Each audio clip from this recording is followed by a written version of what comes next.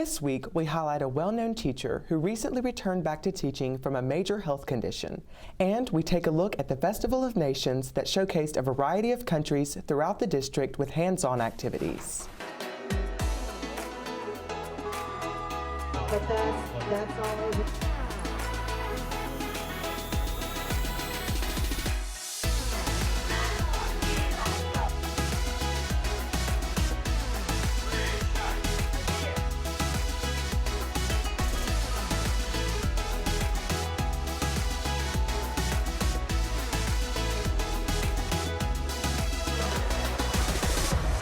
Welcome back to another episode of WTHS News. I'm Thomas Roper.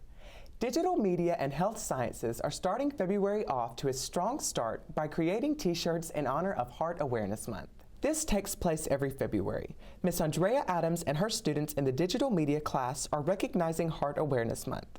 Teachers think it is important to show Heart Awareness Month to their students and use this month as an opportunity to show the importance of caring for your body each day. Students also got the opportunity to use a hot press and photo design to make their creations come to life. So this is a time for students to learn how to take care of their heart, think about heart safety, like can we go work out, can we walk 5 minutes a day. So I figured this was the time for us to just research heart health awareness, dig into it, find out why it's important and why you should take care of your body. Personally, it's important to me because I have a lot of people in my family who have heart problems. So it's important to just raise awareness about it. On February 28th, students will get the chance to wear their creation in support of National Heart Healthy Month. Speaking of the heart, Mr. Frazier is a teacher here at THS who just recovered from a long-term sickness. Meg introduces us to Mr. Frazier. Mr. Frazier was an active teenager like any other high school student. He played baseball, basketball, and football. One summer when he was 15, he went to the doctors to get a physical for sports. However, the doctors found an abnormal sound in his heart. After finding out he had a major heart problem, his only option was to stop all activity. From that point, it was a steady decline of health until about 3 years ago when he had a rapid drop in health. Since then, he's had multiple surgeries, change of diets, and medications. I started having heart problems when I was 15. So we're talking over 25 years that I've been dealing with heart stuff.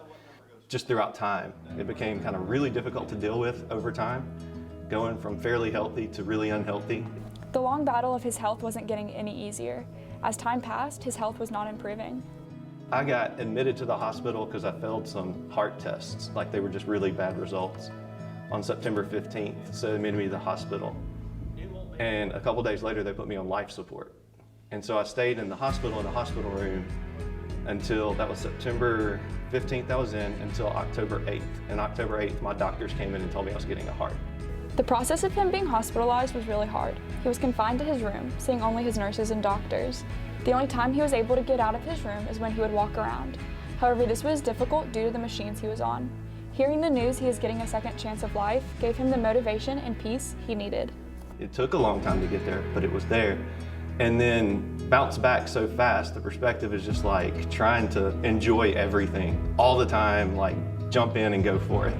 It's fun to do that, but it's also scary because I'm so used to wondering if I'm gonna hurt myself. But my perspective is like just being open to things that I've not been open to for so long. So I think that's just a huge change in mindset. During the beginning of his recovery, there were many obstacles that led him to a low state of mind. He didn't let this discourage him though. With every day that passed, he felt better in some aspect. The courage and strength Mr. Frazier continuously has is an inspiration to all. Not only was Mr. Frazier directly affected by his health condition, his family also dealt with it. However, their community was a great support. Coworkers, church members, family, and friends were sending letters, cards, texts, helping out with his kids, and raising money. The support and love was more than him and his family could have ever imagined. I didn't know what to do with that much help. Never had to experience that. But we were just so grateful, so thankful, because the things we are all going through, my whole family, it was hard on all of us. So to be able to have somebody come in and just pick up a little piece or just a little encouragement when you feel down feels amazing. Mr. Frazier is finally getting back the freedom he lost as a teen. His life shows many lessons of faith and being strong-willed. THS is lucky to have him inspiring students. This is WTHS News, and I'm Megan Pigg. Thanks, Meg. It is so inspiring seeing Mr. Frazier accomplish many of his goals and overcoming a tough battle. On another note, our football team has several upcoming signings, and powerlifting is just beginning their season. Alexis has more updates in this week's sports. Hey everyone, I'm Alexis Lisi, and welcome back to this week's edition of your Sports Media. Handing out donuts. Let's go!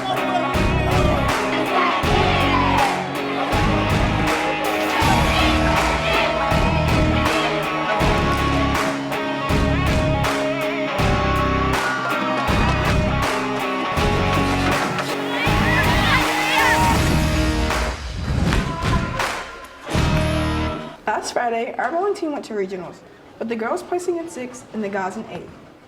Huge shout out to Andrew Brown, now carrying the title for the top 8th grade indoor record in the nation. Congrats to runners Brooklyn Morgan, who took over a record previously held by a Gatorade Run of the Year, Sophie Santucci, and shot put thrower Jacob Tart. They also brought home new records for the Wave. During football season, our seniors showed up and showed out. Their hard work has been paying off, as 7 of them signed to continue playing at higher levels this past Wednesday. We take a look into recruiting the Wave. They created their success on their own. I was blessed to be able to be their coach. The biggest thing I saw with this group, and a big portion of this group, was their character, their leadership, and how they took care of others. They're very selfless people. They kind of worried about everybody else besides themselves, and did things the right way. There were things that, as a coach, I didn't have to address because as players, they addressed with the team, and that's what made a lot of this in this group special. I would miss the most the energy on the field during pregame and practice. Congratulations to Fred Adams, Zach Pratt, Dana Patton, Dorian Snow, Jamarion Scott, Katie Gibson, and L.A. Ray as they further their careers, saying goodbye to the Golden Wave. Our football team isn't the only ones with seniors making big plays. Basketball has been too. Their senior night was scheduled for this past Tuesday, but unfortunately got canceled due to the weather concerns we've been having recently. 2 players from the team describe how they feel about this milestone in their life. The most thing I'm going to miss about the team is the energy, and our energy is very something that can't be unmatched. My plan for next year is to be able to step up and provide more for the team and the new players coming on next year. They also go head-to-head against Oxford on Monday at Starkville in the first round of districts, which determines the rest of their season, so stay tuned for updates. As one team's season is ending, another is just beginning, as our boys powerlifting will be in Lewisburg on Saturday at 10 a.m. for their first meet of the season. And that's all we have for this week. Thanks for tuning in with me. I'm Alexis Lucy for WTHS Sports Media. Thanks, Alexis. Our Golden Wave Athletics are approaching in full speed ahead for the spring semester.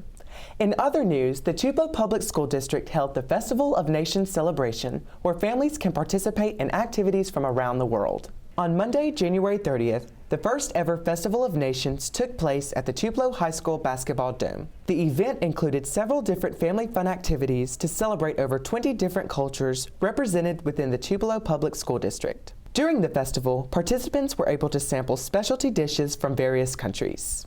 I think it's important just to recognize and celebrate all the different cultures that we have in the district. I think a lot of people don't realize how many different cultures are represented just in the Tupelo School District itself. The Festival of Nations celebration was definitely a hit, and exciting to see our students broaden their horizons from many countries across the globe.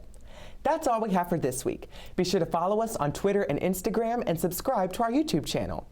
Thank you so much for watching this week's edition of WTHS News, and have a great weekend.